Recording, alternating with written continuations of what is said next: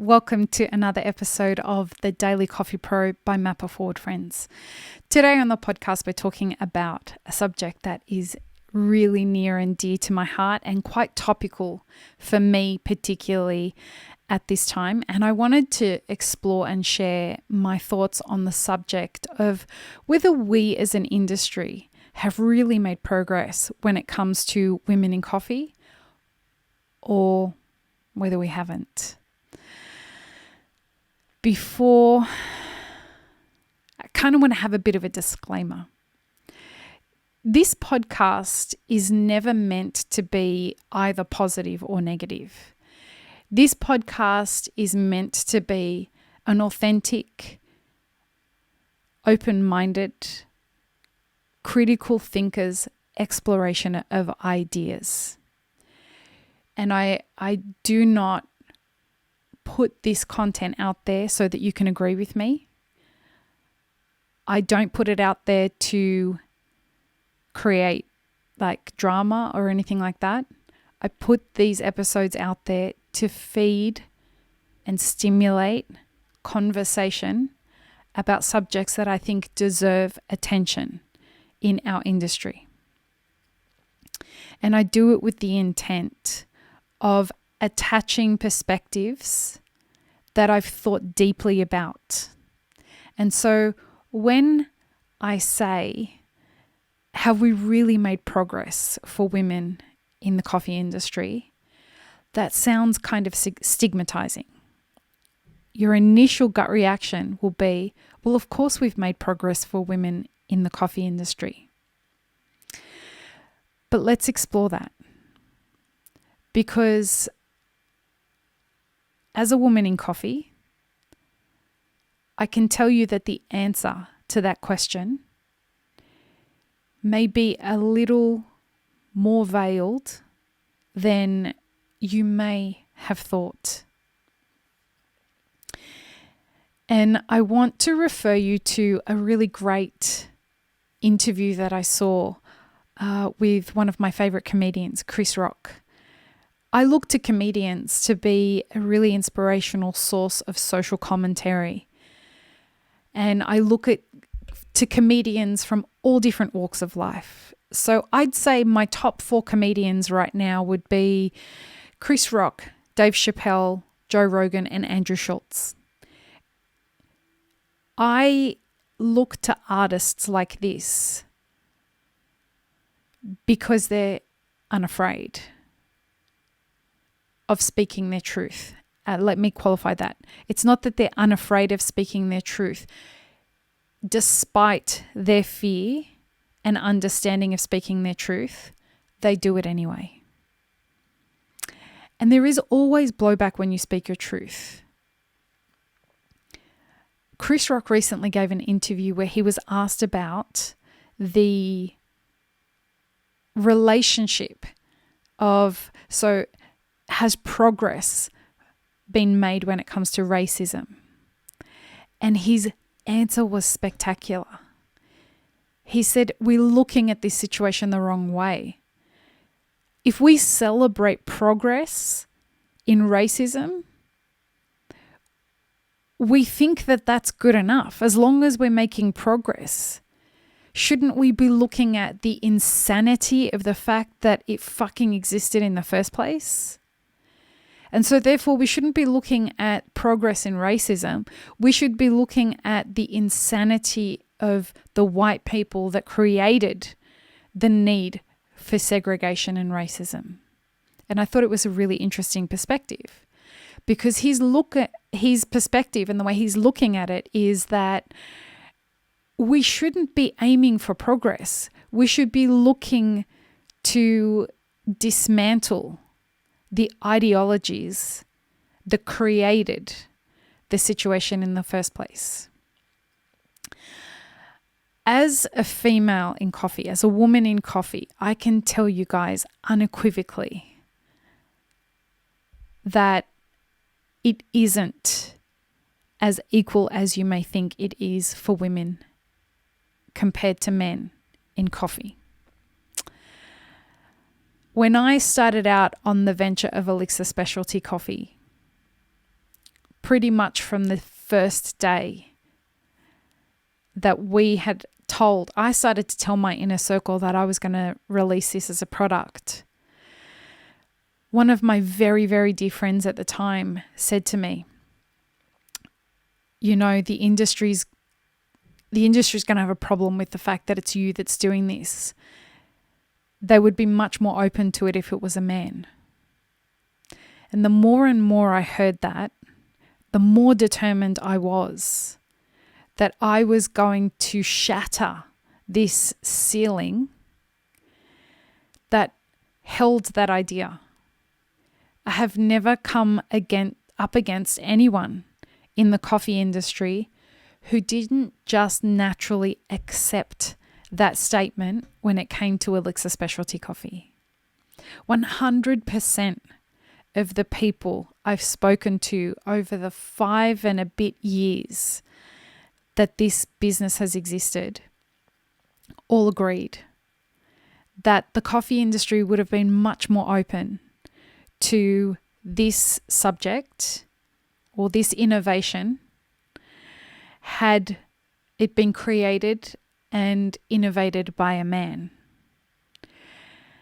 And over the last 5 years that I've been in America, I kept trying to figure out what it was that I could do different to bring the coffee industry on board with this product. And the more conversations I had, the more I was hearing this statement of, you know, it'd be different if you were a man. And I challenge people. So you don't have a problem with the product. No, the product's fantastic. What about the branding? No, the branding's beautiful. Okay, the messaging? No, it's great. Okay, our customer service? You have great customer service. Do you think I'm not working hard enough? No. I don't know anyone that works as hard as you.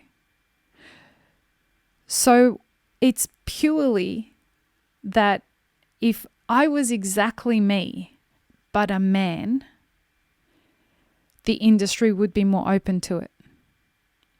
100% of people that I've spoken to about that or that have raised the subject with me, 100% of people in the last 5 years that I've been in America and the year before that this business existed in Australia have agreed with that statement. And it's only until recently that I realized that I'm not going to be able to change that. And that was a really hard knowing to accept. The moment that it changed for me was when I was in a conversation with somebody who has great influence in this industry. And at this stage, I'm not going to mention their name because I'm hoping that the person is going to right a bunch of wrongs that have been done against the business. But when this person who I considered to be a wonderful thinker agreed with that statement, that I realized if this is a person who's setting the pulse of the way a lot of people think in the industry and they agree with that statement, I don't really have a hope of changing this. And so it took me on to a deep dive of, well, a lot has changed for women in our industry. What is that? Well, there are a lot more women that own businesses in our industry, which is fantastic because more women in power means more women that are making decisions. And when more women are making decisions, we have a more balanced approach to the way decisions are made. Decisions are made with more empathy. They're made with more consideration to the value chain, etc., etc. The flow and effect is fantastic.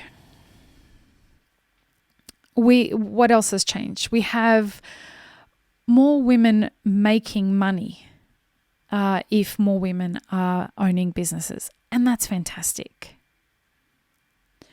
But when it comes down to it, who are the people who have the most influence in our industry? And that's still men. It's still men who are telling other men how to think. And unless those men want you to like something, you're not going to like it. And when I was having a conversation with this very influential person, they were extremely sorry about what they had done. The devastating part for me was, if this person was to turn around and tell most of you to like Elixir Specialty Coffee, you'll like it. Purely because you've been given the blessing of this man to like it. But what isn't the case is that you won't have just given the product a chance. And the reason you balked, a lot of people balked from giving the product a chance without even tasting it and talking shit about the product and me without even having met me or tasted the product, is because I'm a woman. If I was exactly the same opinionated, public person I am, but a man, people would have been much more open to what I've got to say and what the brand is about. But fuck, I got threats. I received threats from people when I first launched this business. I had people say the most horrid shit to me that you would never have said to me if I was a man. And we have to examine why we as an industry think it's okay to treat women this way, but we wouldn't treat men this way. Or we would be less likely to treat men this way. So if I refer back to the Chris Rock interview, is it enough that we have made progress for women? Is it enough that we've let women into the industry and we've let them own businesses? Is it enough that we have, we're celebrating women producers? Is it enough that we post photos and virtue signal with our women in coffee hashtags? Is that enough? Or should we be actively trying to celebrate great humans? Should we be actively looking to find ways to stop following what other people are telling us to like and deciding for ourselves based on independent thinking, so that we resist the urge to want to be a part of the group? Because folks, I can't tell you the number of people who accepted a job with Elixir Specialty Coffee and were really fucking excited about working for this brand, only to 24 hours later give me a call and say, I told my friends or my mates that I was working for the company and they made fun of me, and I'm not going to be able to, I can't deal with that. And I can't take the job. So on one side, it's great that I found that out because they're not the right people for the job. But on the other side of things, being in business, no matter who you are, is hard enough. Having to battle those kinds of biases makes it impossible. And why do we want to make it impossible for anybody? Why aren't we trying to celebrate people who are doing the really hard stuff. And you may think that, well, women have equality. They can start businesses, they can go into careers, they can do everything that men can do. On paper, yes, we can. But this is where the idea of equity comes in. We have to battle so many more obstacles than what most men have to battle in business. And that's because those obstacles are put there to make it more difficult for us by the people around us. And look, a lot of the time, I don't know that it's intentional. I think a lot of this stuff has to do with the idea of, well, I didn't mean it. I didn't think about it that way. So I go back to what I was saying at the beginning of the episode. The reason we have these episodes and the reasons it's so important for me to talk about this stuff is because so many times I hear people say, I never thought about it that way, Lee. I never spoke about Elixir that way because I was intentionally trying to be an asshole.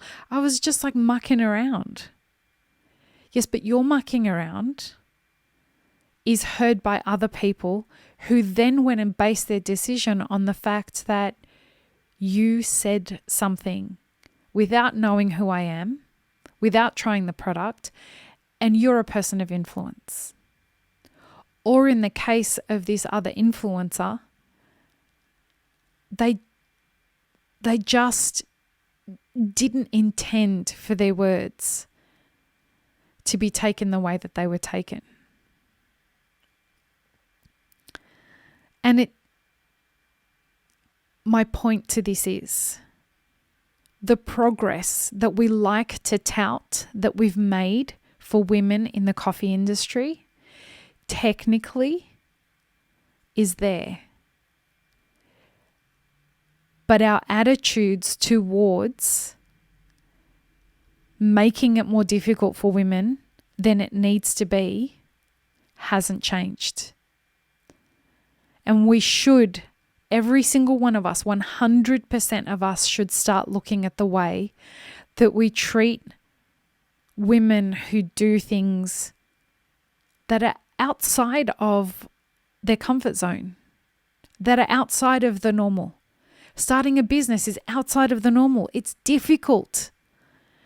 Going for a career that is going to be challenging, that's difficult. We should be encouraging each other. We should be elevating each other.